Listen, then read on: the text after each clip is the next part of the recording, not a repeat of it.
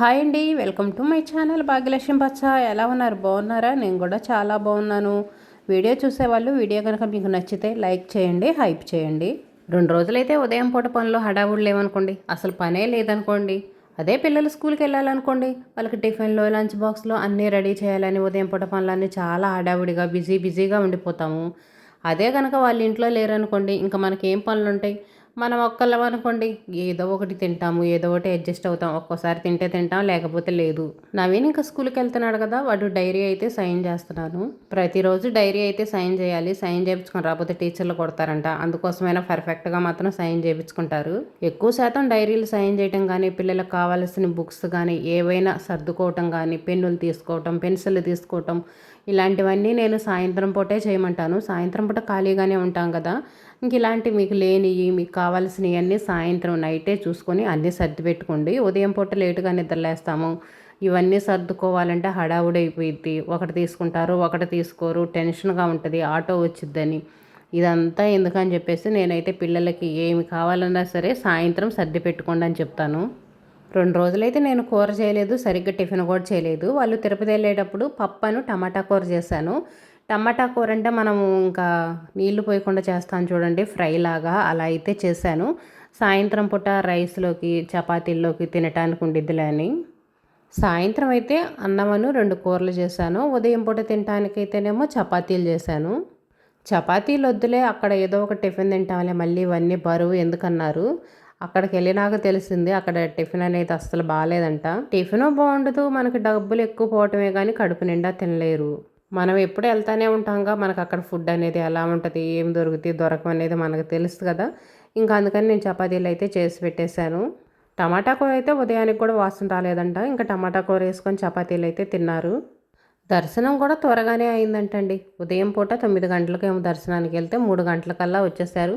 టోకెన్లు కానీ ఏమి తీసుకోలేదు, డైరెక్ట్గానే వెళ్ళారు. బుక్ చేసుకోవటం ఇంకా అవన్నీ అయితే ఏమి లేవు, డైరెక్ట్గానే వెళ్ళారు. ఇంకా 3 గంటలకు 4 గంటలకల్లా తిరిగి వచ్చారు కూడా. రూములు కూడా ఏం తీసుకోలేదు, హాల్లోనే ఉన్నారంట. మనకు లాకర్స్ అవి తాళాలు ఇస్తారు కదా, ఇంకా బ్యాగులు అవన్నీ ఆ లాకర్లో పెట్టుకొని తాళం వేసుకొని ఇంకా నైట్ అక్కడే ఉండి ఉదయాన్నే అయితే వచ్చేసారు. ఉదయాన్నే ఇంకా బస్సు ఎక్కారు, సాయంత్రానికల్లా వచ్చేసారు. ఇంకా సాయంత్రం వచ్చిన తర్వాత నేను పొంగల్లో అవన్నీ చేసి ఇంకా ప్రసాదాలు అవన్నీ అందరికి పంచాను. ఇంకా అదైతే షార్ట్ వీడియో చేశాను. షార్ట్ వీడియో కూడా అప్లోడ్ చేశాను, చూడని వాళ్ళు ఉంటే చూడండి. తిరుపతి వెళ్ళేటప్పుడు ఇంకా అదంతా అయితే వీడియో తీయలేదు. నేను వండి పెట్టింది కానీ, వాళ్ళు వెళ్ళిందని కానీ వీడియో తీయలేదు, చెప్పలేదు. ఎందుకంటే మనం ఒక్కళ్ళమే ఉంటాము, ఎందుకులే వీడియోలో చెప్పడం అని చెప్పేసి ఇంకా అదైతే చెప్పలేదు నేను. అందుకనే ఇంక ఇప్పుడు చెప్తున్నాను. ఇప్పటికే పిల్లలకి 2 రోజులు స్కూల్ అయితే సెలవు అనుకోండి. ఇంకా మా నవీన్ ఈరోజు కూడా రెస్ట్ తీసుకుంటాను, ఈరోజు కూడా ఇంటి దగ్గర ఉంటాను అంటున్నాడు. నైట్ 7కి వచ్చారు. 7కి వచ్చిన తర్వాత ఇంకా పొంగల్ అవన్నీ చేసుకున్న తర్వాత 10 గంటలకు నిద్రపోయారు అనుకోండి. ఉదయం 7 గంటలకు నిద్ర లేచారు. నైట్ అంతా రెస్ట్ తీసుకున్నట్టేగా. మళ్ళీ ఈరోజు ఇంటి దగ్గర ఉన్నా కానీ ఇంకా టీవీలు చూడటం, ఒకరోజు సెలవా, ఇంక ఇదంతా ఎందుకులే అని చెప్పేసి స్కూల్కి అయితే పంపిస్తున్నాను. కూర అయితే పాలకూర చేస్తున్నాను. ఇంట్లో పాలకూర అయితే ఉంది. ఇంకా పాలకూర అయితే మొత్తం కడిగేసాను. కడిగి ఇంక ఇదిగోండి బుట్టలో అయితే వేసాను. నవీన్ అయితే పాలకూర అయితే తినడు. ఇంక వాడి కోసమని నైట్ బెండకాయ ఫ్రై చేసా కదా, అదే ఉంది. అదే కొంచెం వేడి చేసేసి మామూలుగా ఫ్రైడ్ రైస్ లాగా చేసి పంపించాను. అలా కొంచెం వేడి చేసి పంపించామనుకోండి, పిల్లలకి వాసన రాకుండా ఉంటుంది. నైటే కదా చేసింది, ఎప్పుడుదో కాదు కదా, 2 రోజులది. ఏదో అలా అయితే పంపించకూడదు కానీ నైట్ చేసిన కూరే కదా, కొంచెం వేడి చేసేసి మామూలుగా అన్నం వేసి ఫ్రైడ్ రైస్ లాగా అయితే చేసి పంపించాను. పిల్లలు అన్ని కూరలు తింటే ఇబ్బంది ఉండదు, మనకి ఇలా చేయాల్సిన అవసరం ఉండదు. ఇప్పుడు ఆ కూర చేశాను కదా, అదే వేసి పంపించచ్చు. వాళ్ళు తినరు కదా, ఇంకా అందుకోసమే ఈ ప్రాబ్లం అంతా. ఇంకా పాలకూర అయితేనేమో పులుసు కూర చేశాను. పాలకూర ఒక్కటేను, ఇది మా ఇంటి దగ్గర వాళ్ళు ఇచ్చారు. అందుకనే పాలకూరతో పులుసు కూర చేశాను. మామూలుగా అయితే పులుసు కూర అవి చేయాలంటే తోటకూర, పాలకూర, లేదనుకోండి చుక్కకూర, అలా కాంబినేషన్గా చేస్తా కానీ ఒక్కటే పాలకూర అయితే మాత్రం పులుసు కూర చేయను. ఎక్కువ శాతం పప్పులోనే పెడతాను కానీ పాలకూర ఫ్రై అలా అయితే చేయను. ఇంకా ఊరి నుంచి వచ్చేసారుగా, ఇంకా బట్టలు అయితే తీసుకొచ్చారు. బట్టలు కూడా మరీ అంత ఎక్కువైతే ఏమి లేవులేండి, తక్కువే ఉన్నాయి. ఏదో 2 జతలే ఉన్నాయి. ఇంకా తీసుకెళ్లారు కదా దుప్పట్లు అవి. చలి అయితే మాత్రం మామూలుగా లేదంట, చలి బాగా ఎక్కువగా ఉంది. నవీన్ అయితే స్వెటర్ తీసుకెళ్ళటం మర్చిపోయాడు. పోయేటప్పుడు వాడికి చెప్పాను, స్వెటర్ పెట్టుకోరా, స్వెటర్ తీసుకెళ్ళరా అంటే మర్చిపోయాడంట. ఉదయం పూటే బాగా చలిగా ఉందంట. నైట్ అయితే ఇంకా ఎక్కువ చలిగా ఉంది. ఫ్యాన్ వేసుకుంటే ఇంకా మామూలు చలి లేదంట. తిరుపతిలో ఎలాగైనా వర్షాలు ఎక్కువగా పడతా ఉంటాయి. చలి అనేది ఎక్కువగానే ఉంటుంది. మనకి ఎక్కడితో పోల్చుకుంటే అక్కడ ఎక్కువేను. మనకే ఇక్కడ కొంచెం చలిగా అనిపిస్తుంది. ఇప్పుడు తగ్గింది కానీ మొన్నటిదాకా అయితే మనకు కూడా చలి చాలా ఎక్కువగా ఉంది. ఇప్పుడు కొంచెం పర్వాలేదు. అక్కడైతే ఇప్పుడు కూడా చలిగా ఉందంట. ఇంకా అంతకు ముందు వెళ్తే ఇంకా చలికి గడ్డగట్టే వాళ్ళేమో. ఇంక ఇవన్నీ అయితే సరిపేసి సరుపులో నానబెడుతున్నాను. తెల్లటి బట్టలైతే ఉన్నాయి. వాటినైతే సపరేట్‌గా నానబెట్టాలి. ఇంకా దుప్పట్లన్నీ అయితేనేమో ఇంక ఇదిగోండి ఈ బకెట్లో అయితే నానబెడుతున్నాను. దుప్పట్లు, కండవల వాటికి ఆ బకెట్లో అయితే పెట్టేశాను.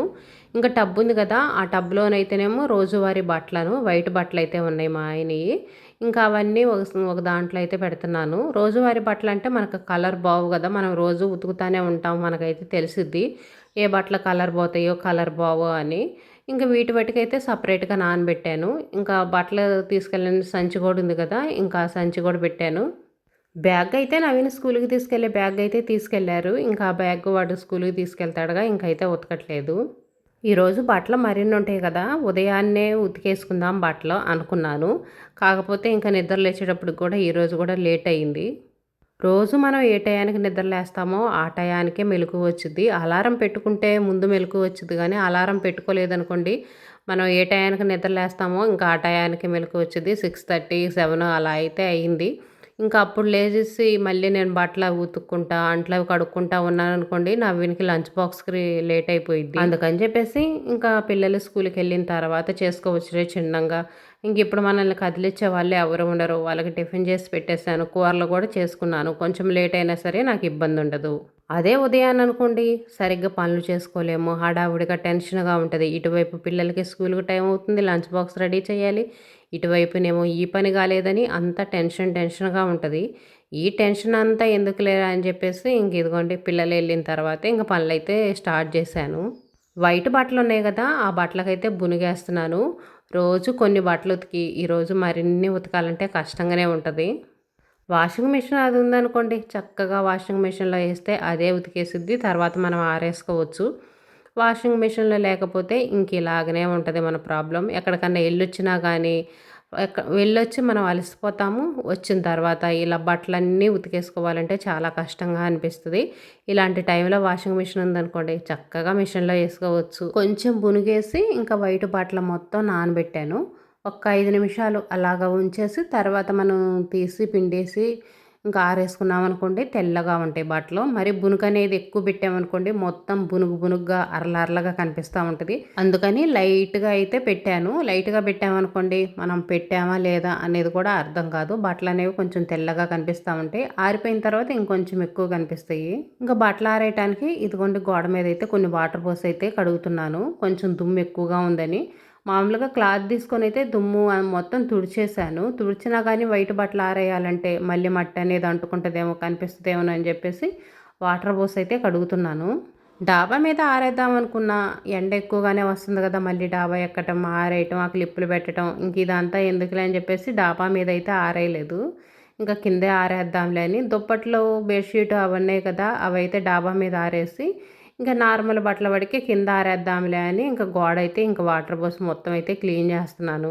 కలర్ బట్టలైతే కొంచెం మట్టి అంటుకున్నా కానీ కనిపించదు. కానీ వైట్ బట్టలు అలా కాదు.